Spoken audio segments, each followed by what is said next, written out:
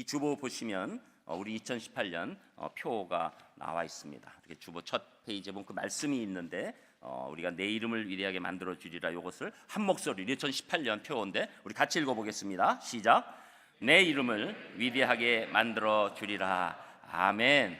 2018년에 저는 우리 산상교회와 우리 성도님들의 이름을 위대하게 만들어 줄 하나님을 믿습니다. 그 일이 여러분에게 임하시기를 주님의 이름으로 축복합니다. 그래서 오늘 이 제목으로 우리가 말씀을 나누겠습니다.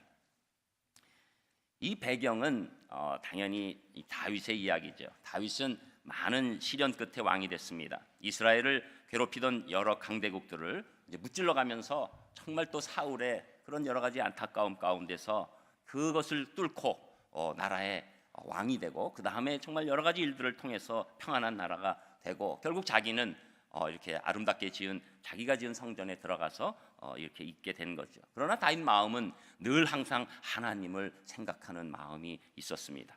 그래서 그 마음이 이제 먼저 우리가 읽은 말씀 앞에서 나오는 거죠.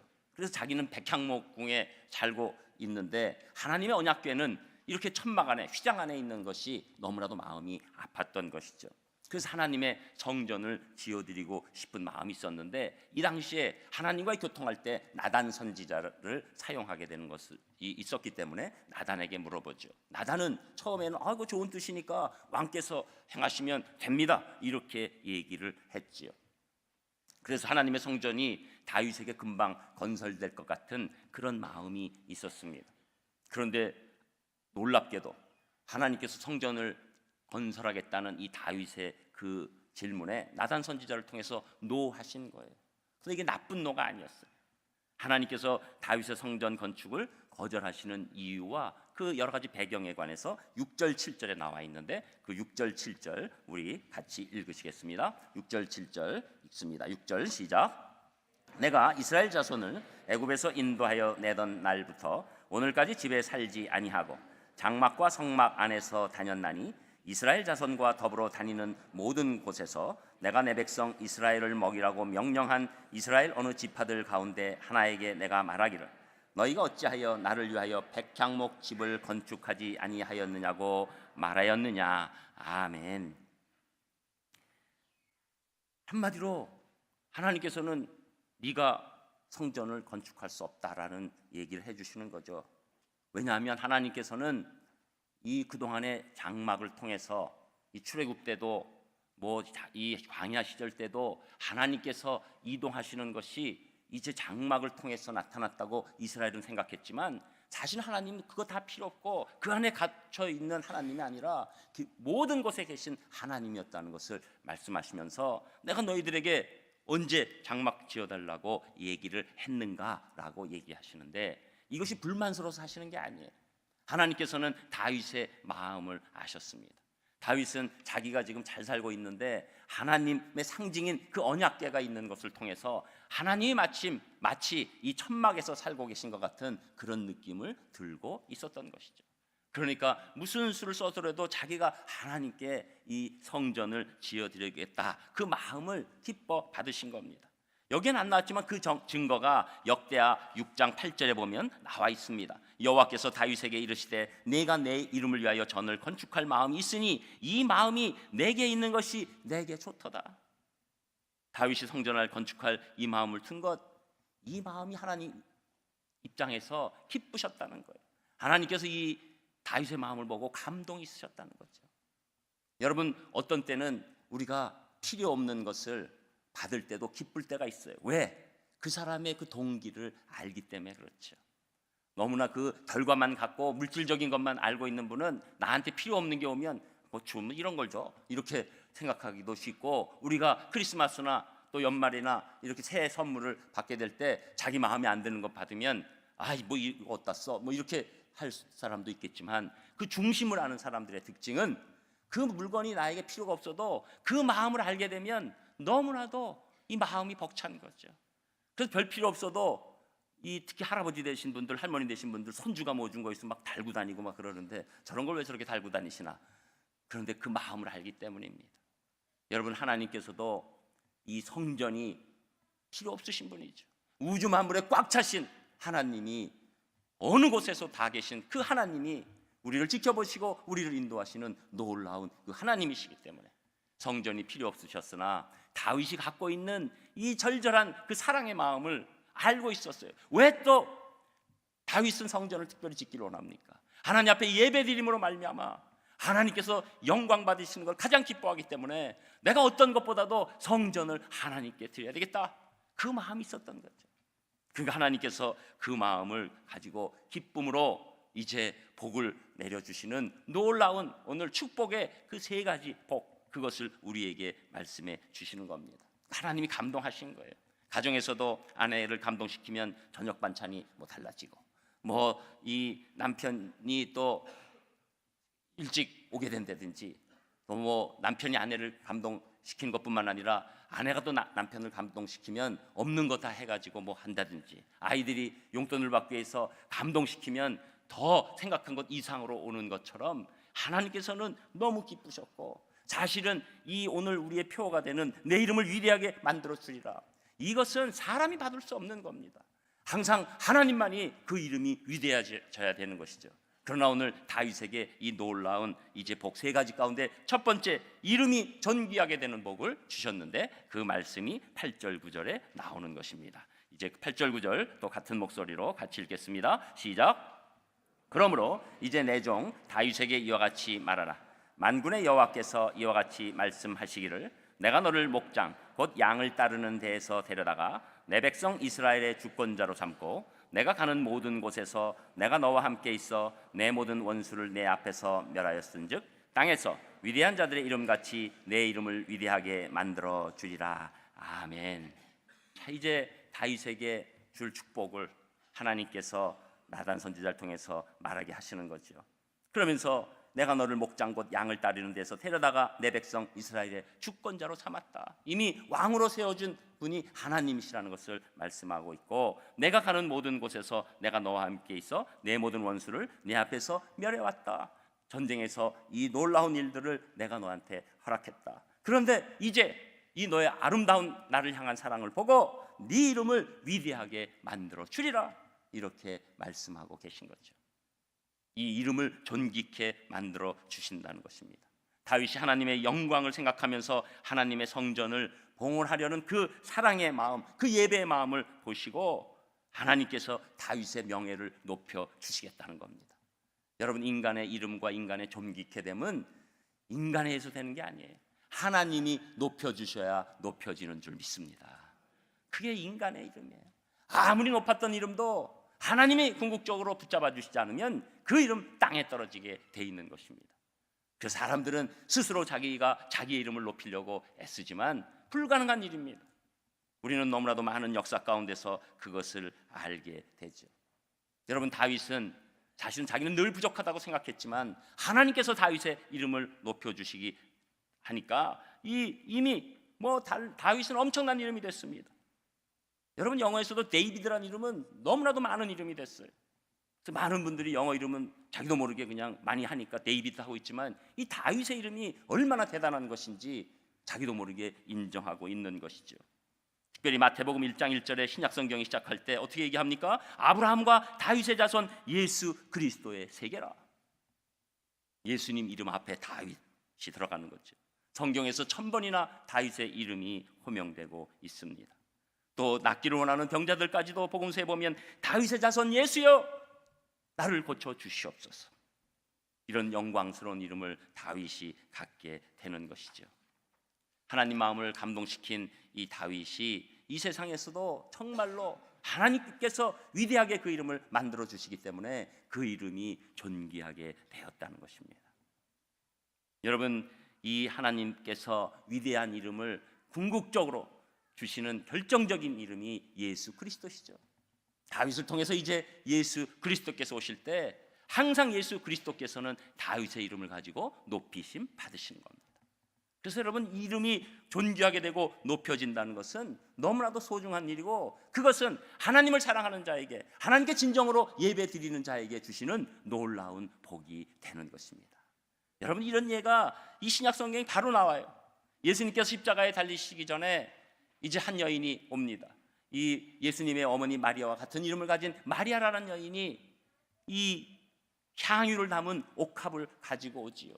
그리고 그 옥합을 깨뜨리고 자기의 긴 머리로 예수님의 발을 닦아드리는 일이 일어났습니다. 그때 똑똑한 가룟 유다는 보고 너 이렇게 엄청난 낭비를 하느냐? 이것을 가지고 가난한 사람에게 주면 얼마나 많은 유익이 되겠느냐라고 공격하고 정죄합니다. 인간적으로 볼 때는 맞는 얘기예요. 인간적으로 볼 때는 그것은 그냥 기름이 아닙니다. 그것은 이 여인이 조금씩 산 아주 가장 극상품의 그 올리브유를 담아놔서 결국은 그걸 팔아서 나중에 자기가 결혼하려고 했던 그 기름이에요. 근데 그것을 깨서 예수님 발 앞에 뿌려버리니까 이것은 완전한 낭비지요. 인간적인 눈으로 볼 때 낭비지요. 그러나 이 여인의 입장에서는 예수님을 향한 온전한 헌신의 예배를 드렸던 겁니다. 이것은 하나님의 놀라운 섭리였어요. 십자가 지시기 전에 하나님께서 그 모든 것을 받으시는 한 여인을 통한 하나님의 사랑이 이 여인을 통해서 아름답게 나타나게 된 것이죠.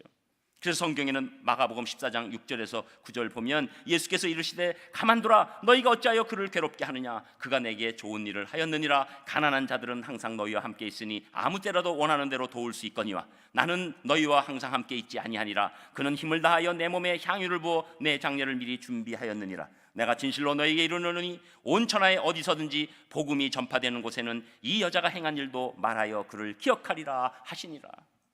이 여인을 기억한다. 이 여인의 그 이름이 결국은 이 마리아라는 이름이 기억된 것이죠. 여러분, 이 땅에서 지금 우리가 내가 스스로 높아지는 것이 아니라 하나님께서 우리의 이름을 존귀케 해주시는 유일한 길은 무엇입니까? 하나님을 진심으로 사랑하는 거예요. 하나님께 진심으로 예배드리는 거예요. 특별히 다윗은 성전 안에 그 성전을 짓는 목적이 예배를 잘 드리기 위해서 성전을 드리는 것이었기 때문에 하나님께서 그 마음이 너무나도 기쁘셨던 겁니다.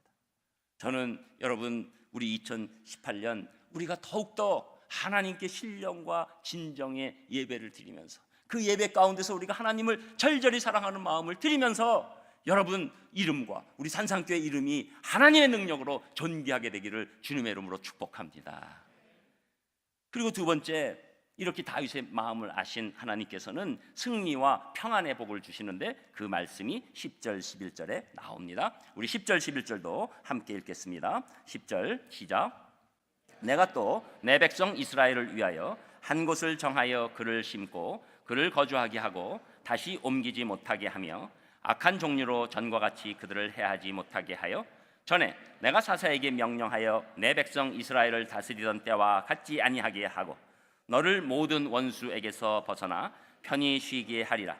여호와가 또 내게 이르노니 여호와가 너를 위하여 집을 짓고 아멘. 이제 하나님께서는 이 백성 이스라엘을 막 이렇게 이동하신 그 상황을 생각하게 하십니다. 그래서 하나님께서는 엄청난 보호를 해주셨죠. 사실 출애굽부터 시작해서 광야 시대 또 가나안에 들어갔을 때 그리고 그 다음에 있는 여러 사사 시대들 이런 것들 다 통과하면서 정말로 하나님 보호하지 않으셨다면 이들에게 평강이 있을 수가 없었습니다. 또 이들이 갖고 있던 승리가 다 그들의 승리가 될 수가 없었죠. 그런데 이제 하나님께서는 그 평강과 승리가 부분적으로 있었다는 것을 말씀해 주시는 거예요. 그때 이겼어도 가나안 백성들을 다 물리치지 못했습니다. 남은 백성들이 있어서 얼마나 고생했는지 다 알고 있죠. 사울 때도 블레셋 때문에 얼마나 큰 고통을 받았습니까? 그러나 이제부터는 하나님께서 다윗에게 완전한 승리와 완전한 평강을 주시겠다, 그 말씀을 해주시는 거예요. 사사시대에 있었던 일부적인 승리, 그런 게 아니다. 이제는 완전한 승리와 완전한 평강을 주시겠다라고 말씀해 주시는 거죠. 그래서 이 이후로 더욱더 다윗의 나라가 강건해지고 강성해지고 더욱더 국력이 세지고 전쟁을 완벽하게 이겨서 지금도 이스라엘은 늘 다윗의 그때를 그리워하고 있는 것 아닙니까? 가장 많은 영토도 있고 가장 많은 하나님 안에서 승전보를 갖고 있고 가장 많은 이 평안한 시대, 그래서 오히려 외국에서 소문을 듣고 와서 정말로 그들이 정말로 그 마음의 진정한 외교를 원하는 그런 시간이 있었다는 것이죠. 하나님께서는 이제 궁극적으로 우리에게 이 하나님을 진정으로 사랑할 때 그냥 잠깐의 평강이나 잠깐의 승리가 아니라 궁극적인 평안과 승리를 주기 원하신다는 거죠. 그래서 그것을 다윗이 지금 받고 있는 것입니다. 물론 어떤 분은 그렇게 얘기하실 수가 있어요. 다윗은 또 그랬으면 그 다음에 또 계속해서 또 전쟁 없었습니까? 또 이스라엘 어렵지 않았습니까? 그러나 여러분, 오늘 이 다윗을 향한 이 하나님 복주심은 항상 예수 그리스도로 흘러가게 되는 것이죠.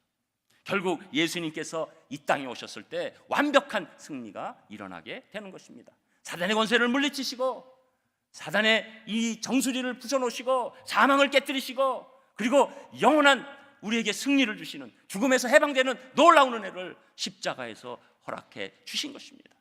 그래서 이 다윗이 갖고 있는 이 승리는 예수 그리스도의 십자가에서 완성되게 되는 것이죠. 또 다윗이 하나님으로부터 받는 이 평안은 예수 그리스도로부터 완벽한 평안이 우리에게 임하게 되는 것입니다.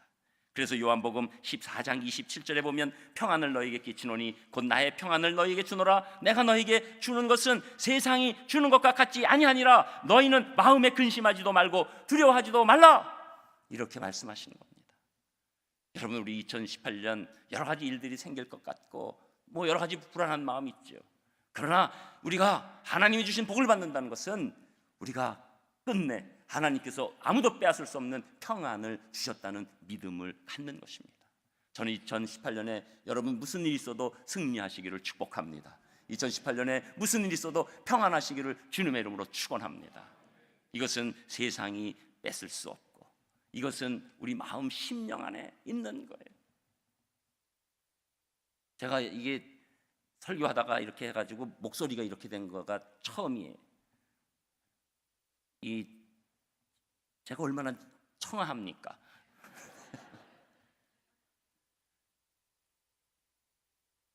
별 얘기를 다 하는 거죠. 따지고 보면. 왜 이런 말씀을 드리냐면, 가만히 생각하면 이게 우리가 어떤 상황이 있을 때든지 평안이 있는 것이 굉장히 중요하다는 생각을 했어요. 제가 이 강단에 올라오기 전에 처음 이러니까 이거 설교 오늘 못할 것 같은데 이런 생각까지도 들더라고요. 근데 찬송하고 하나님만 바라보고 있는데 결국 안 되면은 수하로 가는 거지, 어떡하겠나. 하나님께서 붙잡아 주시는 거지. 찬송하다가 또 뒤집어지면 요들송 즐기시면 되는 거지. 여러분, 우리가 이 간단한 것만 가지고도 불안할 수 있어요. 그러나 여러분, 우리가 하나님의 그 깊은 사랑을 알고 우리가 하나님을 진심으로 사랑하면 아무도 빼앗을 수 없는 평강이 우리에게 임할 줄 믿습니다. 저는 우리 사랑하는 산상교회 성도님들, 2018년에 우리는 계속적으로 불안한 일을 당할 거예요. 그러나 우리가 진짜로 이 불안을 이길 수 있는 길은 무엇일까요? 그것은 하나님을 진짜 사랑하는 거예요. 무슨 일이 있어도 내 진심으로 사랑하는 거예요. 무슨 일이 있어도 진심으로 예배드리는 거예요. 그때 하나님께서 우리의 불안과 두려움을 떠나게 하여 주시고 예수 그리스도의 평강으로 우리 1년 내내 덮어주실 줄 믿습니다. 그리고 세 번째, 다윗에게 주시는 이 놀라운 복, 이것은 후대가 견고하게 되는 복이라고 말씀하는데 그 말씀이 12절에 나옵니다. 우리 12절도 같이 읽겠습니다. 시작. 내 수완이 차서 내 조상들과 함께 누울 때 내가 내 몸에서 날 내 씨를 내 뒤에 세워 그의 나라를 견고하게 하리라. 아멘. 자, 이제 다윗에게 네 수완이 차고 내 조상들과 함께 누울 때 이제 이 땅을 떠나는 죽음이 다다를 때죠. 그때 내 몸에서 날 내 씨를 네 뒤에 세워서 네 나라를 견고하게 한다. 여러분, 우리 다 마찬가지죠. 우리 때 잘 되는 거 좋지만 더 좋은 것은 우리 후대들이 잘 되는 게 다 바라는 일 아니겠습니까? 우리 잘 되고 자녀들, 우리의 후대들은 그냥 안타깝게 사는 것, 그것을 원할 사람이 누가 있겠습니까? 다윗에게 하나님께 주신 복은 바로 내가 네 몸에서 내 씨를 통해서 내 나라를 견고하게 한다. 이 견고하게 하는 것 가운데서 성전을 짓는 것을 다윗의 아들인 솔로몬에게 맡기게 되는 것이죠. 사실 솔로몬이라는 인생은 거저먹은 인생입니다. 성전을 위해서도 다 그냥 친 거예요. 다 다윗이 준비한 거예요. 백향목을 준비한 겁니다. 또 이 나라 전하에서 다윗의 위대함을 알고 많은 재물들이 왔습니다. 많은 물건들이 왔습니다. 그것을 솔로몬이 받아서 짓게 되는 일이 일어난 것이고, 특별히 솔로몬이 있을 때는 이제는 뭐 아예 전쟁도 필요 없는 그런 나라가 돼버렸던 것이죠.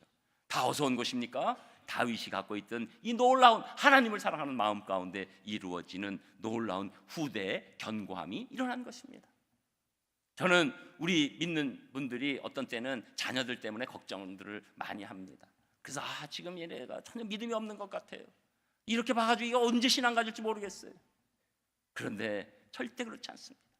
여러분이 하나님을 사랑하는 마음 절절히 갖고 있으시고, 또 당연히 여러분 자녀 사랑하시니까 자녀를 위해서 기도하고, 그런 것들이 쌓이고 쌓일 때 여러분의 후대가 견고하게 돼가는 줄 믿습니다. 하나님께서 내가 할 수 없는 것을 하시게 하는 거예요. 나는 전혀 상관할 수 없는 일에 그 자녀가 있을 때 사람을 붙여주시는 거예요. 어떤 좋은 교회를 붙여주시는 거예요. 좋은 상황에 역사를 주시는 거예요.